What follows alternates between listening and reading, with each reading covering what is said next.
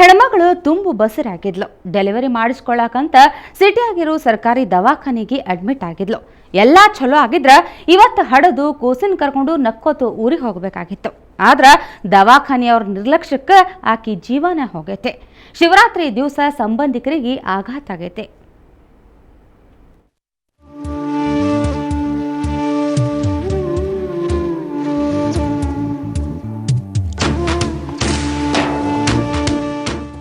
ಈ ಫೋಟೋ ನೋಡ್ರಿ. ಈಕಿ ರಾಜೇಶ್ವರಿ ತುಂಬು ಗರ್ಭಿಣಿಯಾಗಿದ್ಲು. ಮೈಸೂರು ಚೆಲುವಾಂಬ ದವಾಖಾನ್ಯಾಗ ಸತ್ತು ಹೋಗ್ಯಾಳ.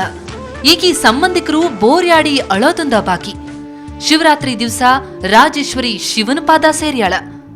ಚಾಮರಾಜನಗರ ಜಿಲ್ಲಾ ಕೆಸ್ತೂರಿನ ರಾಜೇಶ್ವರಿಗೆ ಆಪರೇಷನ್ ಮಾಡಾಕಂತ ಅಡ್ಮಿಟ್ ಮಾಡ್ಕೊಂಡಿದ್ರಂತ. ರಕ್ತ ಕಡಿಮೆ ಇದ್ದದ್ದಕ್ಕ ಇವತ್ತ ಆಪರೇಷನ್ ಮಾಡ್ತೀವಿ, ಏನು ತಿನ್ಬ್ಯಾಡ್ರಿ ಮತ್ತ ಕುಡಿಬ್ಯಾಡ್ರಿ ಅಂತ ಡಾಕ್ಟರ್ ಹೇಳಿದ್ರಂತ. ಆದ್ರ ನೀರಡಿಕೆ ಜಾಸ್ತಿಯಾಗಿ ರಾತ್ರಿ ಹೊತ್ನಾಗ ರಾಜೇಶ್ವರಿ ನೀರ್ ಕೇಳಿದ್ಲಂತ. ಪಕ್ಕದ ಬೆಡ್ನವರು ನೀರಂತ ಫಾರ್ಮಲಿನ್ ಬಾಟಲ್ ಕೊಟ್ಟಿದ್ರಂತ. ಗೊತ್ತಾಗ್ಲಾರ್ದ ಅದನ್ನ ಕುಡಿದು ರಾಜೇಶ್ವರಿ ರಕ್ತ ಕಾರ್ಕೊಂಡು ಸತ್ತಾಳಂತ.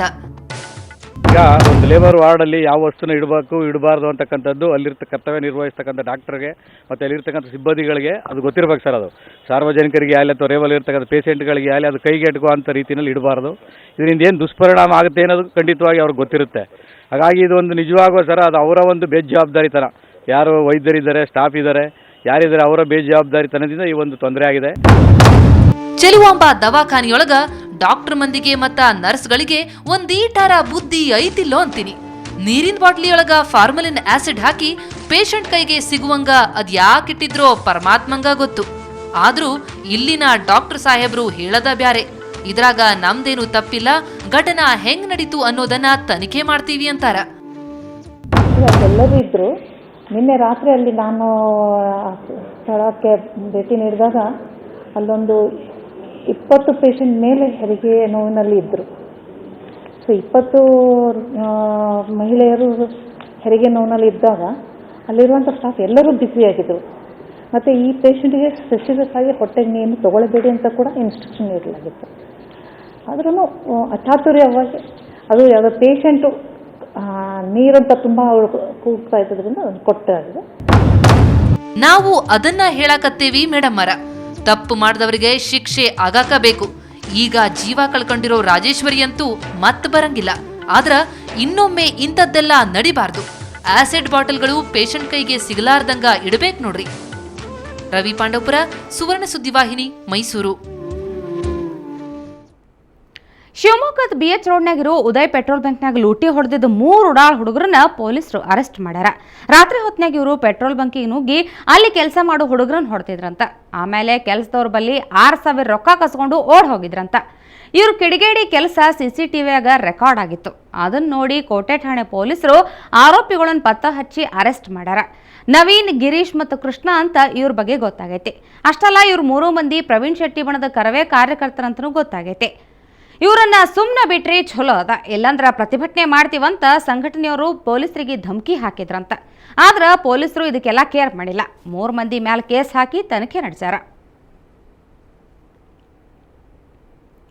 ರಾಯಚೂರಿನಾಗ ರಾತ್ರೋರಾತ್ರಿ ಬ್ಯಾಂಕ್ ಲೂಟಿ ಮಾಡಾಕ ಖದೀಮ್ರು ಟ್ರೈ ಮಾಡಿದ್ರಂತ. APMC ಬಲ್ಲಿರೋ ಸ್ಟೇಟ್ ಬ್ಯಾಂಕ್ ದರೋಡೆ ಮಾಡಾಕಂತ ರಾತ್ರಿ ಕೈ ಚಳಕ ತೋರ್ಸ್ಯಾರ.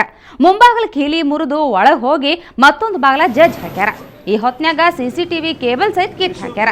ಇಷ್ಟೆಲ್ಲ ಮಾಡಿ ಬ್ಯಾಂಕ್ ಒಳಗೆ ಹೋದ್ರು ಚಾಲಾಕಿ ಕಳ್ರಿಗೆ ರೊಕ್ಕ ಇಟ್ಟಿರೋ ಸ್ಟ್ರಾಂಗ್ ರೂಮ್ ಓಪನ್ ಮಾಡಕ್ಕೆ ಆಗ್ಲಿಲ್ಲಂತ. ಹಿಂಗಾಗಿ ಖದೀಮ್ರು ಹೊಳೆ ಹೋಗ್ಯಾರ. ಮುಂಜಾನೆ ಸುದ್ದಿ ಗೊತ್ತಾಗಿ ಬ್ಯಾಂಕ್ ಮ್ಯಾನೇಜರ್ ಬಂದು ಕಂಪ್ಲೇಂಟ್ ಕೊಟ್ಟಾರ. ಮಾರ್ಕೆಟ್ ಠಾಣೆ ಪೊಲೀಸರು ಕೇಸ್ ದಾಖಲು ಮಾಡಿಕೊಂಡು ತನಿಖೆ ನಡೆಸ್ಯಾರ.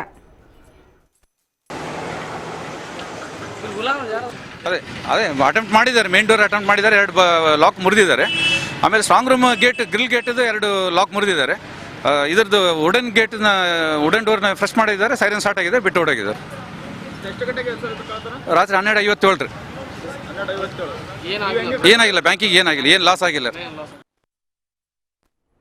ಸಮಾಜದಾಗ ಯಾರಿಗರೆ ಅನ್ಯಾಯ ಆದ್ರ ಸ್ವಾಮೀಜಿಗಳು ಪ್ರತಿಭಟನೆ ಮಾಡೋದನ್ನ ಕೇಳಿರ್ತೀರಿ, ನೋಡಿರ್ತೀರಿ. ಆದ್ರ ಕೊಟ್ಟ ಸಾಲಕ್ಕ ಬಡ್ಡಿ ಕೊಟ್ಟಿಲ್ಲ ಅಂತ ಒಬ್ಬ ಸ್ವಾಮೀಜಿ ಪ್ರತಿಭಟನೆ ಮಾಡಾಕತ್ತಾರ. ಎಲ್ಲಿ ಹಿಂಗ ಪ್ರತಿಭಟನೆ ನಡೆಸ್ಯಾರ, ಎಷ್ಟು ರೊಕ್ಕ ಯಾರಿಗೆ ಕೊಟ್ಟಿದ್ರಂತ ನೀವ ನೋಡ್ರಿ.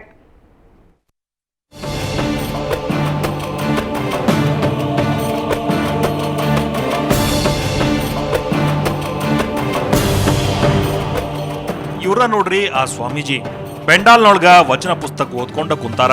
ಬಂದ್ ಭಕ್ತರಿಗೆ ಇಲ್ಲೇ ಆಶೀರ್ವಾದನೂ ಮಾಡ್ತಾರ. ಇವರು ಮಹಾರಾಷ್ಟ್ರದ ಕೊಲ್ಲಾಪುರ ಜಿಲ್ಲಾದಾಗಿರೋ ಅಲ್ಲಂಪ್ರಭು ಮಠದ ಪೀಠಾಧಿಪತಿ ಶ್ರೀ ಬಸವ ಕುಮಾರ್ ಸ್ವಾಮೀಜಿ. ಗೋಕಾಕ್ನೊಳಗಿರೋ ಬಸವ ಸರ್ಕಲ್ದಾಗ ಪೆಂಡಾಲ್ ಹಾಕಿ ಪ್ರತಿಭಟನೆ ನಡೆಸಾರ. ಇದ ಊರಿನ ಮಹಾರುದ್ರಗೌಡ ಪಾಟೀಲ್ ಅನ್ನೋರ್ಗೆ ಈ ಹಿಂದ ಸ್ವಾಮೀಜಿ ಸಾಲ ಕೊಟ್ಟಿದ್ರಂತ.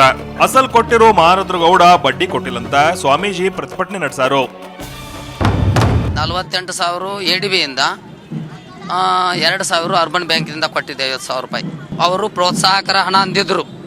ಅದು ನಮಗೆ 10 ಲಕ್ಷ ಮೇಲ್ಪಟ್ಟು 16 ಆಗತ್ತೆ, 10 ಕೊಡಬೇಕು. 3 ವರ್ಷಕ್ಕೆ ಆಗತ್ತಿಲ್ರಿ ಅವ್ರು ಹೇಳಿದ ಪ್ರಕಾರನ. ಈಗ ನಾನು ಒಂದು ಸೈಡ್ ತಗೊಂಡಿದ್ದ 15 ಲಕ್ಷ ರೂಪಾಯಿ ಮಾರಾಟ ಮಾಡತ್ತಾವಿಲ್ರಿ. ಸ್ವಾಮೀಜಿ ಆಗೋಕ್ಕಿಂತ ಮೊದಲು ಇವರು ಗೋಕಾಕದ JSS ಕಾಲೇಜ್ನಾಗ ಟೈಪಿಸ್ಟ್ ಆಗಿದ್ರಂತ. ಆಗಿಂದ ಮಹಾರುದ್ರಗೌಡನ ಪರಿಚಯ ಐತಿ. ಸ್ವಾಮೀಜಿ ಆದ್ಮೇಲೆ 1997ರಾಗ ಮಹಾರುದ್ರಗೌಡಗ 50,000 ರೂಪಾಯಿ ಸಾಲ ಕೊಟ್ಟಿದ್ರಂತ. ಅಷ್ಟೇ ಅಲ್ದ ಸಾಕಷ್ಟು ಹಣಕಾಸಿನ ಸಹಾಯ ಮಾಡಿದ್ರಂತ.